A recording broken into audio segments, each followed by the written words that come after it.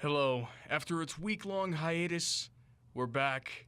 I was gone for a while. I apologize. Some things just have to be done. And, after bagging on the city for so long, I just had to go to LA. Well, with the power of video editing and YouTube tutorials teaching me how to do everything that I know, this is the Pieper Sports Podcast.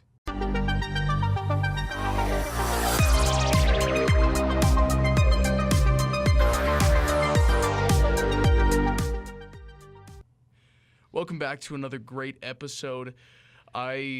This week, am not going to do too much on sport news, but more on Brady news. Now, Brady news this week involves a little bit of LA. Because I spent a few days out in LA, stayed in a place next to Dodger Stadium, right in the middle of Chinatown, had met some wonderful people there. It was a wonderful, wonderful time. I ended up going to a Los Angeles Angels of Anaheim game out in Anaheim, which is about an hour and a half drive. If you've ever been to Los Angeles or Anaheim, they are they're next to each other, but with traffic, they are an adventure to get to because you're going to be stuck for a couple hours. I like to think of it as if you ever have been to Dallas and Fort Worth, it can take you about 30 to 45 minutes to get from one city to another, and it's about the same distance from LA to Anaheim, but it takes you about twice the time in LA just because it's the traffic. Honestly, I didn't think the traffic was too bad when I was there. You know, after all I guess the entire city must be asleep after LeBron's season this year, but I guess they're still rolling.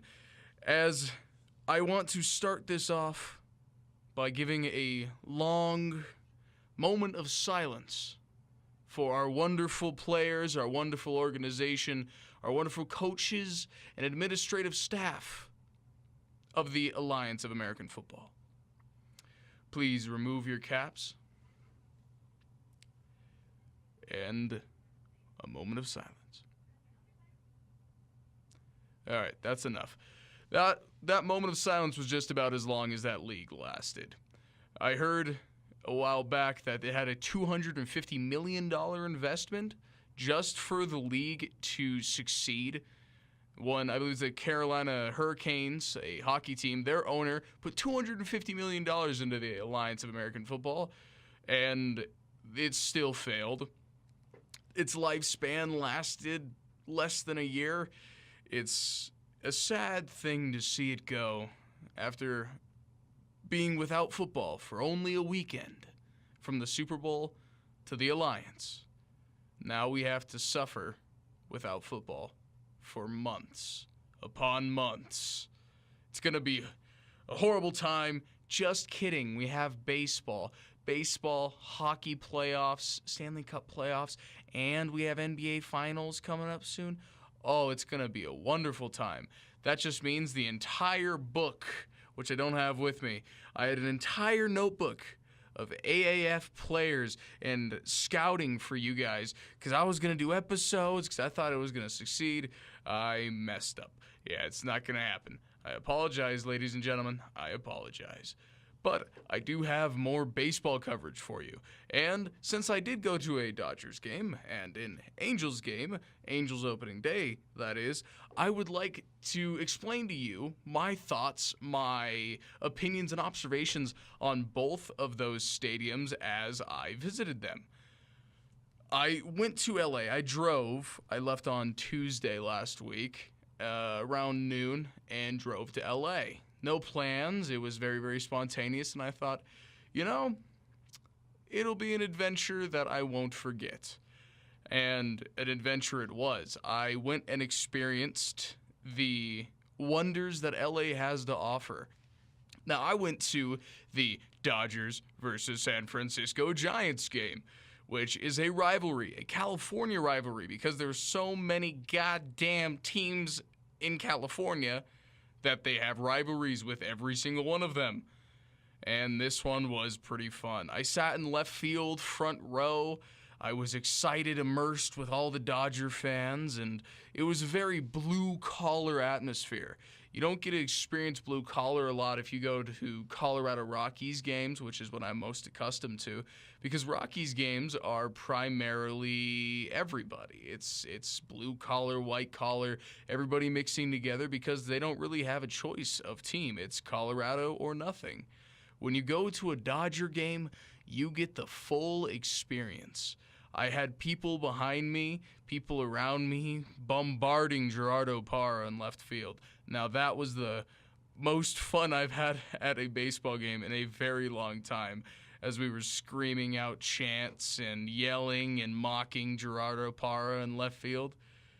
After a while, he turned at us and just shook his head with disappointment. I know, I'm a hypocrite. Fans have their place, but, you have to enjoy both sides of the lifestyle. And, I enjoyed both sides of the lifestyle. Now, it was a very, very fun experience. It's a very, very historic stadium. It's covered in blue, and the murals of past and present players like Jackie Robinson, and you get to see Clayton Kershaw, ironically enough, the guy on the back of my jersey. Now, don't lambast me. I didn't get this jersey at the stadium. I got it at Universal Studios. It's okay. They didn't have the one at the stadium. They had it at Universal. Don't lambast me. But I will say it's a very, very historic stadium. You can definitely tell the wear. You can definitely tell the cracks, but it's a huge place.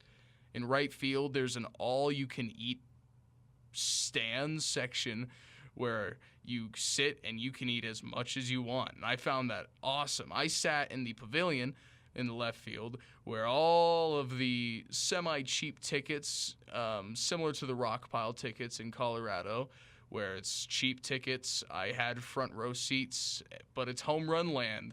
And the first at-bat of the game, home run. Kiki Hernandez hit a ball 2 feet above my head, which I may or may not put the video right, boom, here. And it was an experience. It was a lot of fun. I saw so many cool people and met a lot of cool fans and families, and made a good bond. That's a blue-collar experience. Nobody's better than another. Nobody makes fun of another person unless they're playing, and that was the Dodger experience. It's very, very family and community oriented. Now, I spent a day driving to Anaheim afterwards. I spent the day, I say, because that's how long traffic is. I left at 1 and got there around 4. I also got McDonald's on the way, so that might have been a delay. But the Angels game is a little bit different than other experiences, I would say. The Angels game was very, very quiet. It was more conserved. It wasn't a lot of people screaming. Of course, there were the mocking comments every once in a while, but this was opening day. Opening day is a way for a city to show what they are and who they are and what they can be and experience, and give that other team a piece of Anaheim, a piece of LA. Now, it was a fun experience, but it was nothing like the Dodger game. This was very, very quiet. I had first row seats. Again, I'm not rich. I just StubHub and look for the best deals.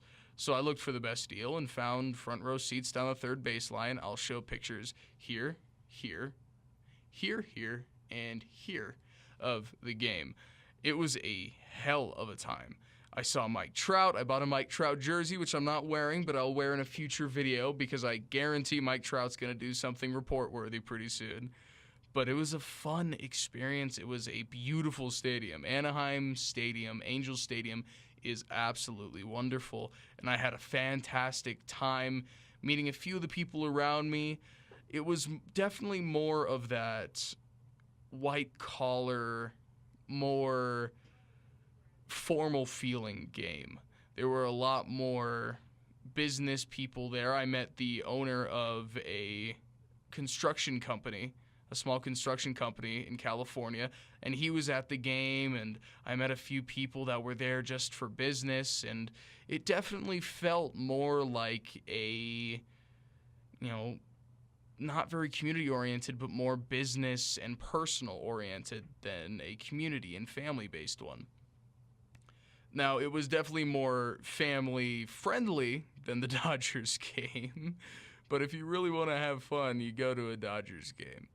If you want to have a business meeting with your boss, or you want to take your stepfather or your father-in-law out to a game, you go to the Angels game.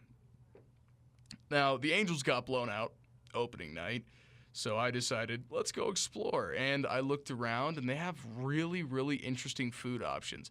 Now, food, that's important to me, if you can't tell. I swear, that had some of the best food. It had these, they were like organic hot dogs, and they were walking around, and you know how people carry the cotton candy, and they go, popcorn, cotton candy, churros. Oh, that was funny. I got a story for you about that. But they were carrying around hot dogs, organic hot dogs, and these pizzas in the boxes around the stadium. And I don't think I've ever seen that. Maybe hot dogs, but never pizzas. And that was their stadium food. The Angels had a Diamond Club, which were specific seats right behind home plate, I believe 200 levels, so not exactly on the bottom, but 200 levels, so you're a little bit elevated. And it was essentially the Diamond Club's just a restaurant with seating. And I thought that was really, really cool. It's essentially their club seating, like an Avs game or a Rockies game, and those club seats were beautiful. I couldn't get in because they had a security guard there, and me pleading, I'm a journalist, didn't work for him. So he said no. So I couldn't get any pictures of that. But I got a couple of pictures from around the stadium that I will show you, or have showed you so far. Angels Stadium is beautiful. Dodger Stadium is historic. Both of them have their perks, and both of them have their reasons for why you'd go. And I had a hell of a time exploring California. I loved it so much, I even decided to permanently scar my body with ink to show my love for it, which I'll show you now, which I thought was really, really cool. Now, you guys may or may not think so, but it meant something to me. It's my passport of going to LA, because I haven't been to LA since I was a kid. I visited Universal Studios, I drove around the Hollywood sign, I went and just explored the wonderful, historic, and diverse city of LA. It's a sports city. You look around, there's sports bars lining the streets.